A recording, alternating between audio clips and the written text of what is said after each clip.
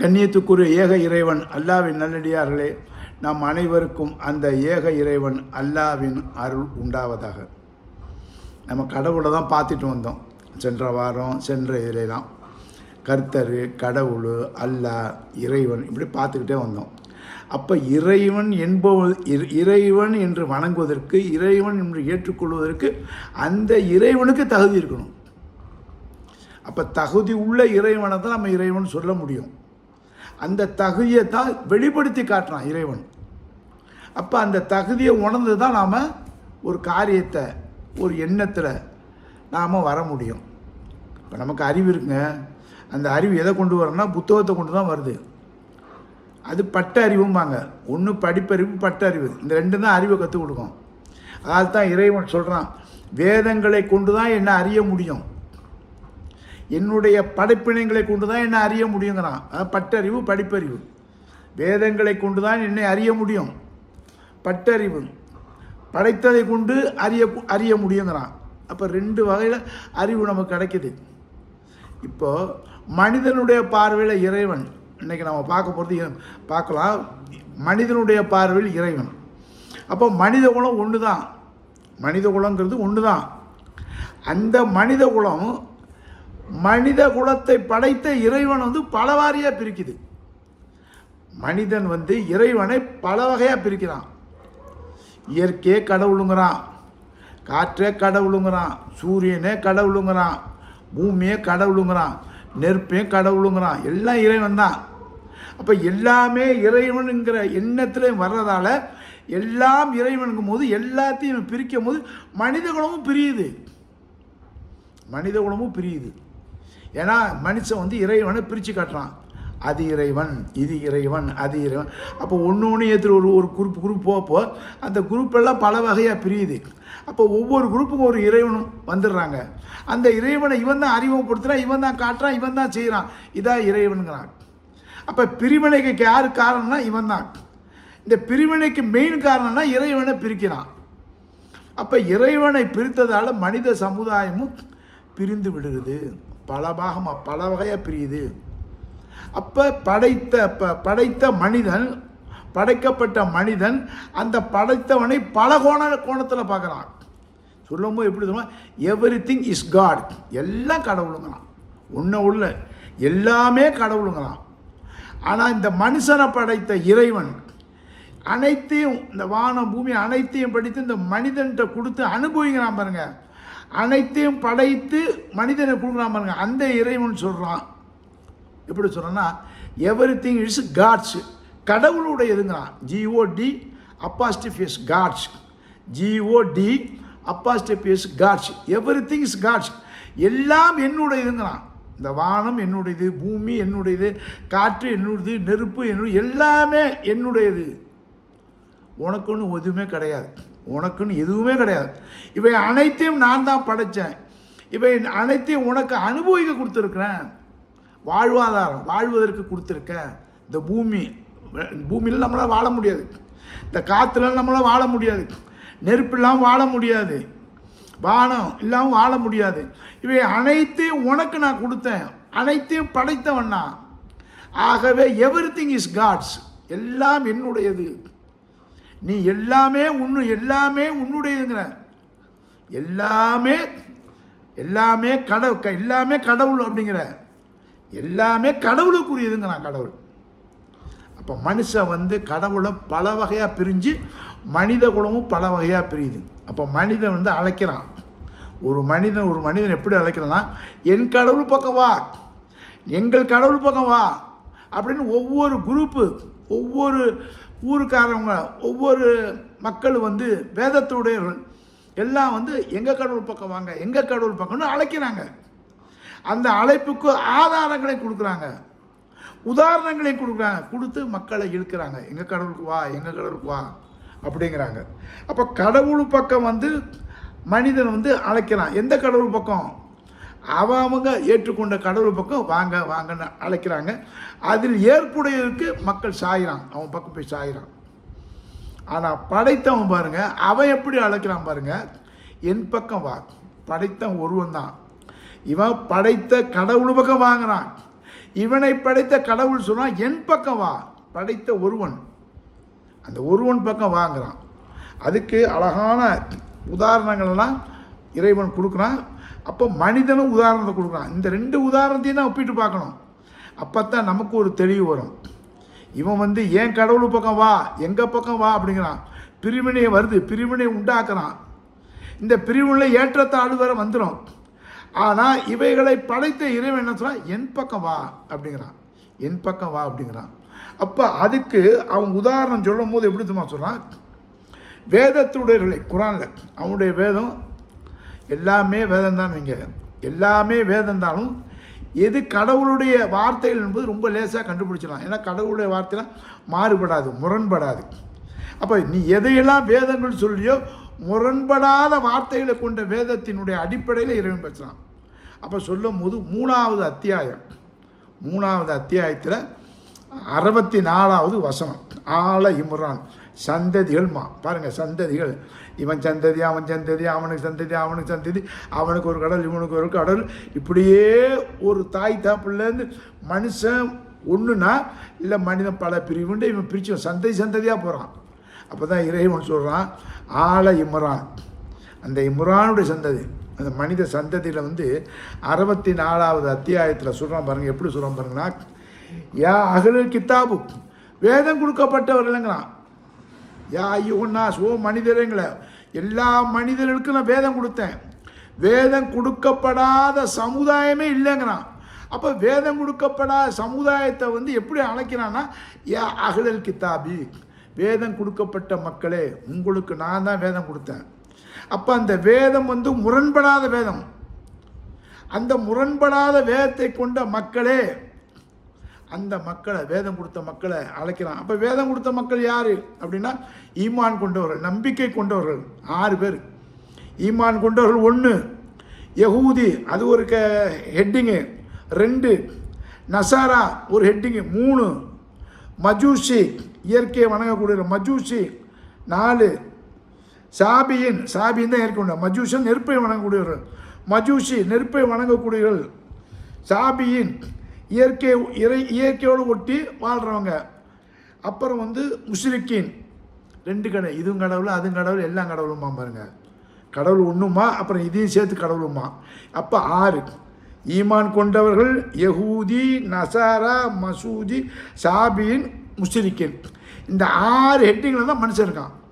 இந்த 6 ஹெட்டிங்கில் ஒருத்தவன் தான் கடவுள் இல்லைன்னு சொல்கிறான். கடவுள் இல்லைன்னு சொல்கிற கருத்து உள்ளனா ஒரே குரூப்பாக இருப்பான், பாகுபாடெலாம் இருக்காது. கொஞ்சம் இருக்கும், பட் ஒன்றா சொல்ல கடவுள் இல்லை, ஒரே ஸ்டாண்ட், நோ காட், கடவுளே இல்லைம்மா. இங்கே கடவுள் உண்டுமா, ஆனால் யாரா கடவுள்னா அவர் கடவுள் இவர் கடவுள் இவர் கடவுள் பிரிக்கிறான். அப்போ பிரிவினைலாம் மனிதர்கள் பிரிகிறாங்க.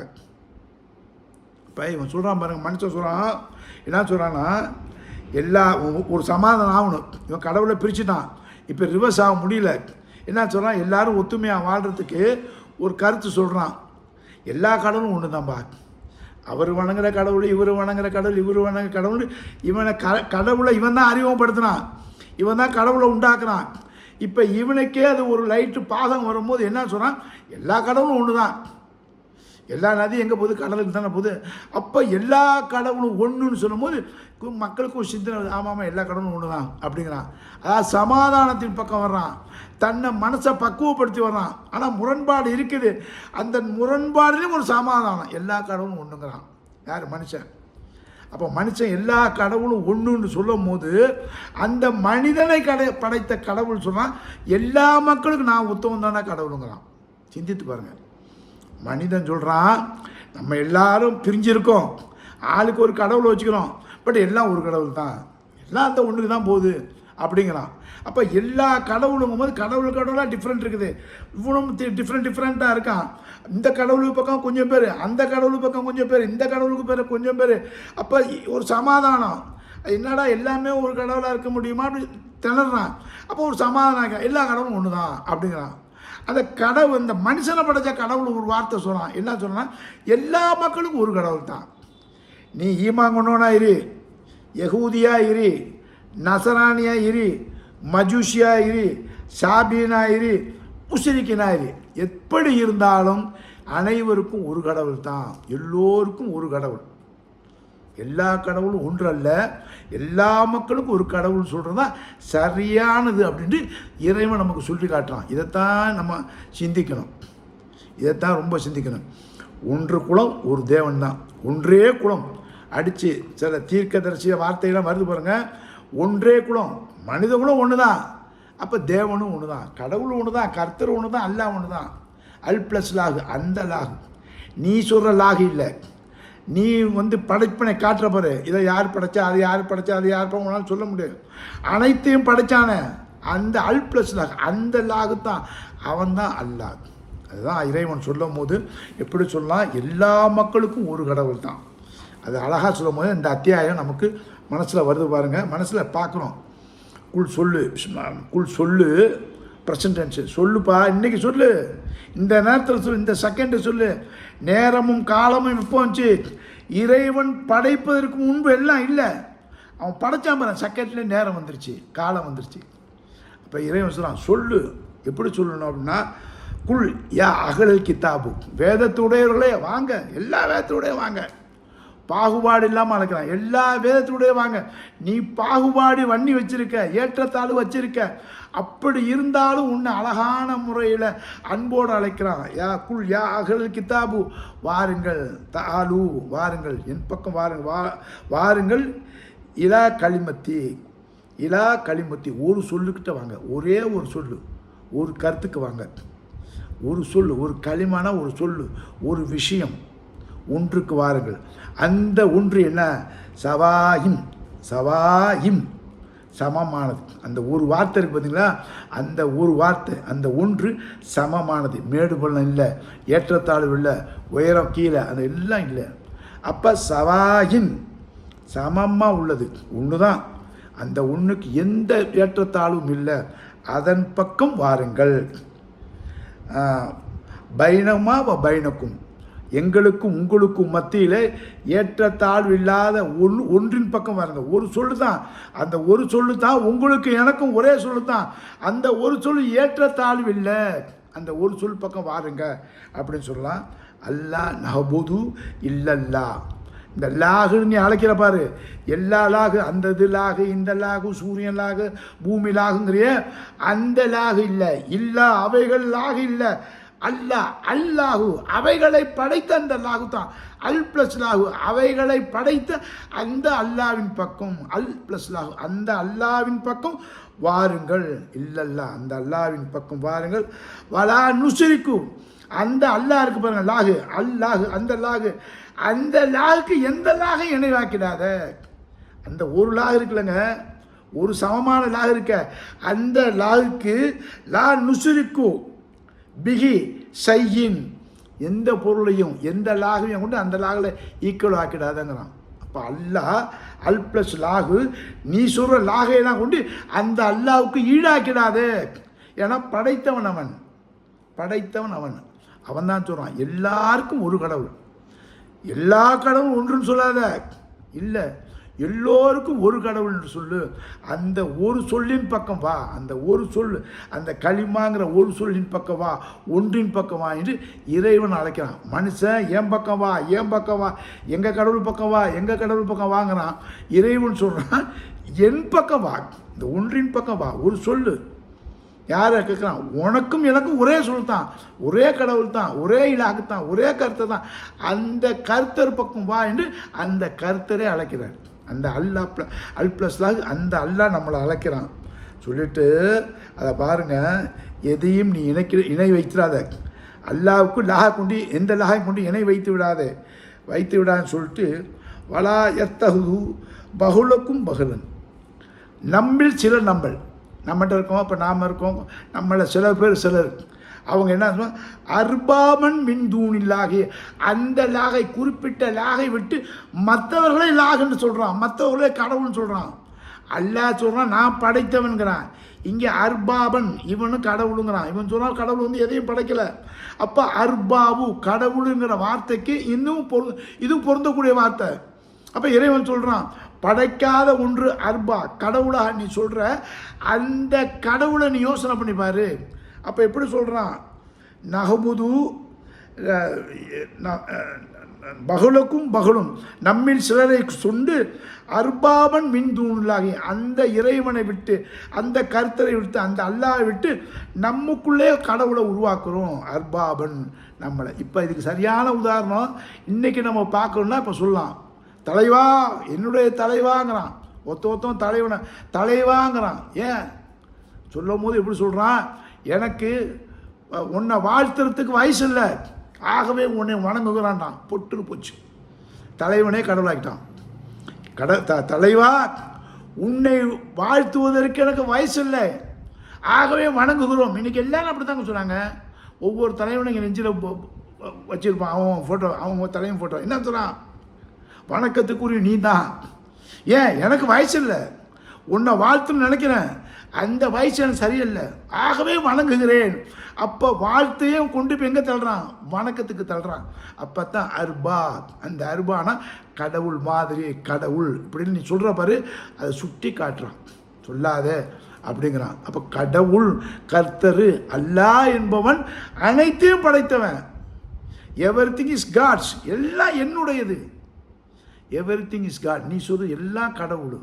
ஆகவே எல்லாத்தையும் நான் வணங்கினாலும் முடியாது.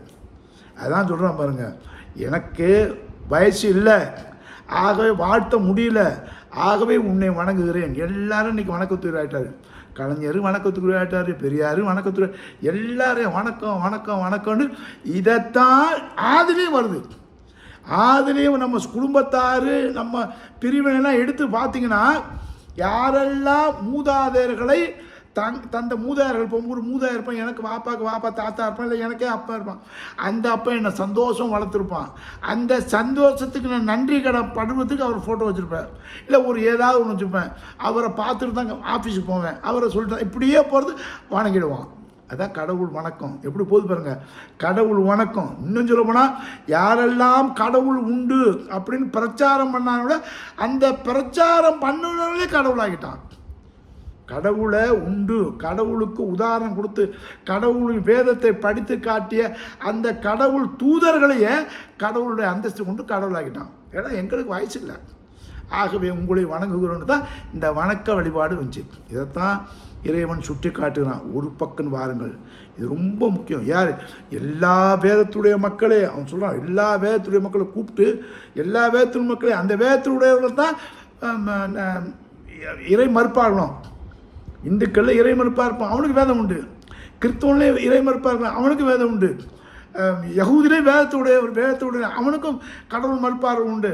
முஸ்லீம்லேயே வேதம் கடவுள் இல்லைங்கிறவன், எல்லாத்தையும் 1/2% 1/4% தான் இருப்பான். அப்போ எல்லாமே வேதத்துடைய தான். இறைவன் சொல்றான், இதை விட்டு நீ எங்கேயும் போக முடியாது. அப்போ எங்கேயும் போக முடியாத நீ இந்த வேதத்தை வைத்து அறிஞ்சுக்கொள். படைத்தவன் ஒருவன் தான், அந்த படைத்தவன் ஒருவன் தான், ஒன்றே குலம், ஒருவனே தேவன், எல்லா மக்களுக்கும் ஒரு கடவுள் தான். இந்த தத்துவத்தை இன்றைக்கி எத்தனை பேர் சொல்கிறாங்க. ஆனால் இதை தான் காலகாலமாக இறைவன் சொல்கிறான், சொல்லிக்கிட்டு இருக்கான், நாளைக்கும் சொல்லுவான். யார் மூலியமாக, ஒவ்வொரு இறை தூதர் மூலியமாக, தீர்க்கதரிசி மூலியமாக, நல்ல மனிதர்கள் ஆய்வாளர்கள் மூலியமாக சொல்கிறான். இறைவன் ஒன்று தான், ஒன்று இருக்குன்னா இல்லைன்னு, ரெண்டு பக்கம் இருக்காத. ரொம்ப தெளிவாக பேசுகிறான். பகுத்தறிந்து ஆய்வதற்கு தான் என்னுடைய வார்த்தை களிமா என்பது ஒரு வார்த்தை, அந்த ஒரு வார்த்தையின் பக்கம் வா அப்படின்னு அழைக்கிறான். அப்போ மனிதன் அழைப்பதற்கும் இறைவனை அழைப்பதற்கும் நிறைய வித்தியாசத்தை நாம் பார்த்தோம். ஆகவே மனிதன் அழைக்கும் கடவுள் பக்கம் செல்வதை விட கடவுள் பக்கம் செல்வது தான் மிக சிறந்தது. ஏன்னா இவை எல்லா கடவுளும் ஒன்றுங்கிறான். இறைவன் சொல்கிறான், எல்லா மக்களுக்கும் ஒரு கடவுளுங்கிறான். அந்த எல்லா மக்களுக்கும் ஒரு கடவுள் தான் உண்டு என்பதை நாம் உணர்வோடு புரிந்து கொண்டு அந்த இறைவனை வணங்கக்கூடிய மக்களாக நம்மை சீர்படுத்த வேண்டும், சீர்தூக்கி பார்க்க வேண்டும். ஒன்று இல்லைன்னு, ஒன்று இருக்குன்னு. அப்போ இல்லை இருக்கு என்பது பல ஆதாரங்களை, எந்தெந்த ஆதாரங்கள் எடுக்கிறையோ எடுத்து வச்சு பாரு, சிந்திச்சு பாரு. இந்த குரானில் சொன்னால், குருடனை போல செவுடனை போல விழாத, என்னை ஏற்றுக்காத, ஆய்வு பண்ணி சிந்தித்து எல்லா மக்களுக்கும் ஒரு கடவுள் என்ற கொள்கையில் ஒரு சொல்லுக்கு, அந்த ஒன்றுக்கு, அந்த சமமான ஒன்றுக்கு நீங்கள் அனைவரும் வாருங்கள் என்று இறைவன் அழைக்கிறான். நன்றி, வசலாம்.